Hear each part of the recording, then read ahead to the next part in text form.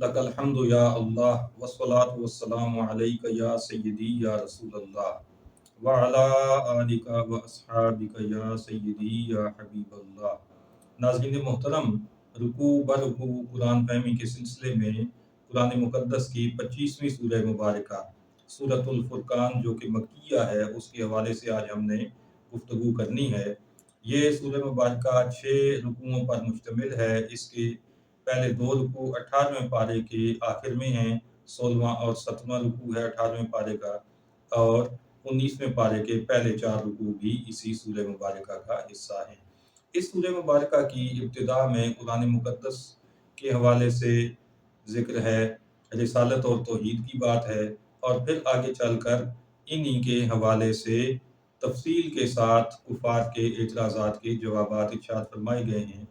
नाज़रीन मोहतरम, सूरतुल फ़ुरक़ान का पहला रुकू जो कि 18वें पारे का 16वां रुकू है, इसमें वादानियत खुदाबंदी का बयान है और शिर्क का रद्द है। कुफ़ार का एतराज़ ज़िक्र किया गया है कि कुरान तो अगलों की कहानियों की किताब है, तो फरमाया गया कि ये उस रब की तरफ से नाज़िल किया गया है जो ज़मीन व आसमान की हर बात जानने वाला है। कुफ़ार मक्का का एतराज़ नबी करीम सल्लल्लाहु अलैहि वसल्लम की बशरियत के हवाले से भी था कि बशर पर कैसे नबूवत उतर सकती है। तो वो कहने लगे कि आप तो खाते पीते भी हैं, बाज़ारों में भी चलते हैं, तो आप कैसे नबी हो सकते हैं? तो रब ताला ने फरमाया कि ये ऐसे गुमराह हुए हैं कि अब कोई राह नहीं पाते। दूसरा रुकू है सूरतुल फ़ुरक़ान का 18वें पारे का आखिरी 17वां रुकू। इसके अंदर ये बताया गया कि क़यामत को झुठलाने वालों को भड़कती हुई आग में डाला जाएगा और उन्हें ज़ंजीरों में जकड़ कर उस आग में फेंका जाएगा। हालत उनकी ये होगी कि वो तमन्ना करेंगे कि काश उन्हें ऐसी मौत आ जाए कि उन्हें इस तकलीफ़ का एहसास ही ना हो। तो फरमाया गया कि महबूब तुम फरमाओ कि ये जो कैफियत अब तुम्हें दरपेश है, ये भली है या हमेशगी की जन्नत भली? बताया गया कि कुफ़ार के बातिल माबूद उनसे लातल्लकी और बेज़ारी का इज़हार कर देंगे, तो फरमाया जाएगा कि उन्होंने तुम्हें छोड़ दिया है, अब तुम ना तो अज़ाब को अपने आप से फेर सकते हो और ना तुम अपनी कोई मदद कर सकते हो। इससे पहले भी नबी और रसूल भेजे गए हैं जो खाते पीते थे और बाज़ारों में भी चलते थे। तीसरा रुकू ये 19वें पारे का पहला रुकू है। इसमें ये इरशाद हुआ कि मुनकरीन ने ये कहा कि हम पर फरिश्ते क्यों ना उतारे गए, और या फिर हम खुद रब को देखते तो ईमान ले आते। ये सरकशी में बहुत ज़्यादा बढ़ चुके कि रोशन मोजिज़ात देखने के बावजूद ईमान नहीं ला रहे।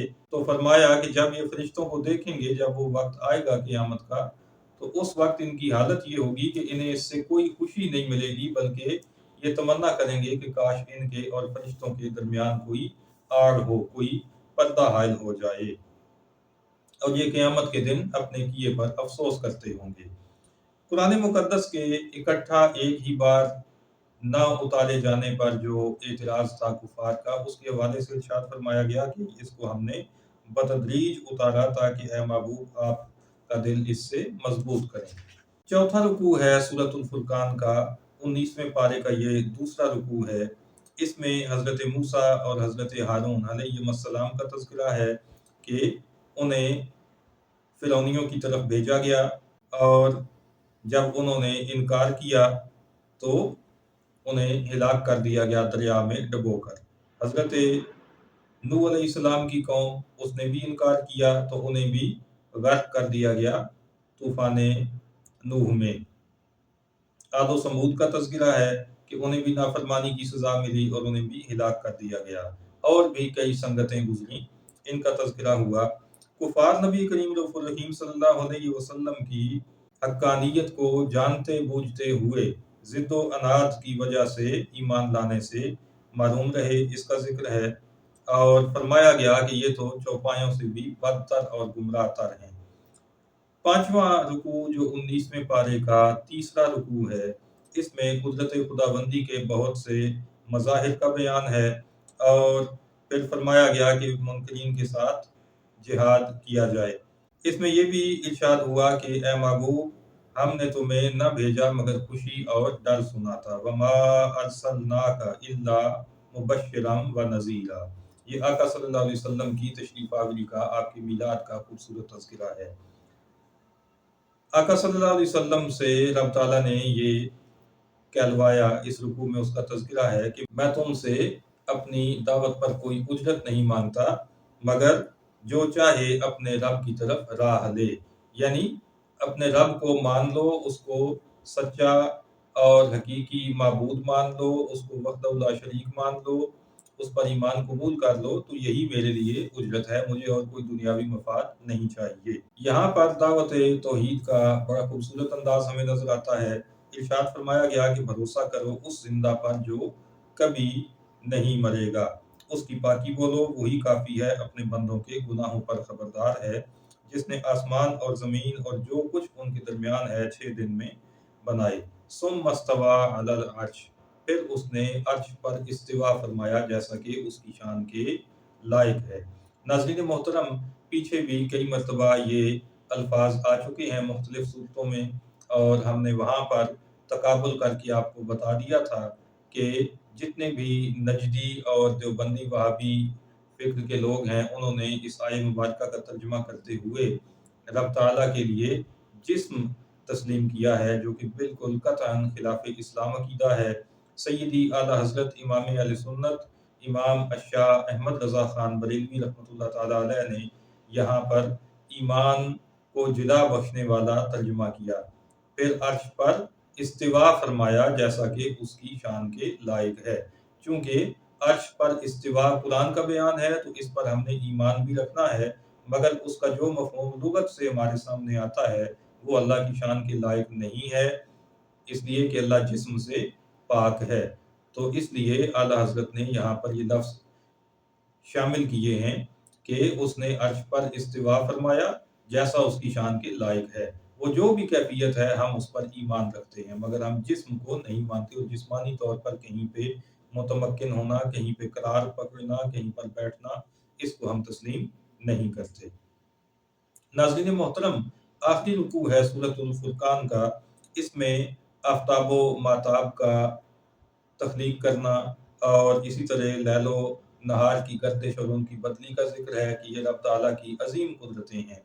آخر میں عباد الرحمن کا ذکر ہے، اللہ تعالیٰ کے محبوب بندے، اس کے پیارے بندے، اس کے برگزیدہ بندے، ان کی خصوصیات اور ان کی صفات بیان کی گئی ہیں کہ یہ زمین پر آہستہ چلتے ہیں، وقار کے ساتھ چلنے والے ہیں، جائلوں سے بیر سے گریز کرتے ہیں، ان کی راتیں سجود و قیام میں گزرتی ہیں، یہ عذاب نار سے بچنے کے لیے اپنے رب کے حضور دعا گو رہتے ہیں، اپنے اخراجات میں اعتدال برتتے ہیں، نہ تو یہ فضول خرچ ہیں اور نہ ہی کنجوس ہیں، بلکہ اعتدال کے ساتھ اللہ کی دی ہوئی دولت کو خرچ کرنے کے عادی ہیں، قتل ناحق سے بچتے ہیں، بدکاری سے بچتے ہیں، جھوٹی گواہی نہیں دیتے اور بےہودگی نہیں کرتے، رب کی آیات ان کے سامنے پڑھی جائیں تو یہ اندھے اور بہرے ہو کر ان پر نہیں گرتے، بلکہ ان پر غور و فکر کرتے ہیں، ازواج و اولاد سے آنکھوں کی ٹھنڈک مانگتے ہیں اپنے رب سے،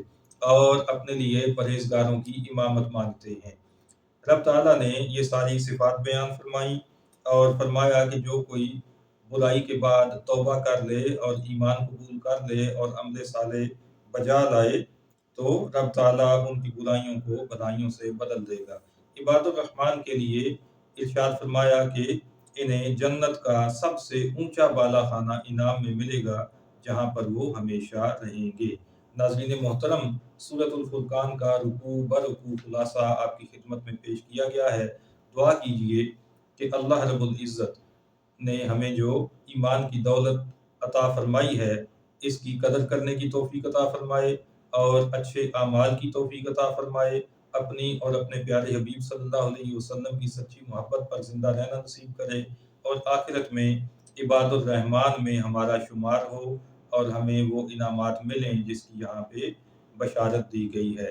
وما علینا الا البلاغ المبین۔